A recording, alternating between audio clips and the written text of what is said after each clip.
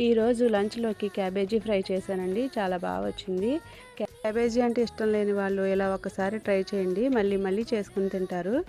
ముందుగా స్టవ్ వెలిగించుకుని బాండి పెట్టుకుని ఆయిల్ హీట్ చేసుకోవాలి. ఆయిల్ హీట్ అయ్యాక శనగపప్పు, ఆవాలు, జీలకర్ర, వెల్లుల్లి రెబ్బలు, ఎండుమిర్చి, కరివేపాకు వేసి ఫ్రై చేసుకోవాలి. అవి బాగా ఫ్రై అయ్యాక ఉల్లిపాయ ముక్కలు, పచ్చిమిరపకాయ ముక్కలు కూడా వేసి ఫ్రై చేసుకోవాలండి. ఆనియన్స్ ఫ్రై అయ్యేలోపు 10 నిమిషాల ముందు నానబెట్టిన పెసరపప్పుని ఒకసారి పొయ్యి మీద పెట్టి ఒక పొంగు రానివ్వాలండి. తర్వాత వాటర్ ఏమీ లేకుండా ఆ పెసరపప్పుని కూడా వేసి ఫ్రై చేసుకోవాలి. అది బాగా ఫ్రై అయ్యాక ముందుగా బాయిల్ చేసి పెట్టుకున్న క్యాబేజీ కూడా వేసి బాగా ఫ్రై చేసుకోవాలి.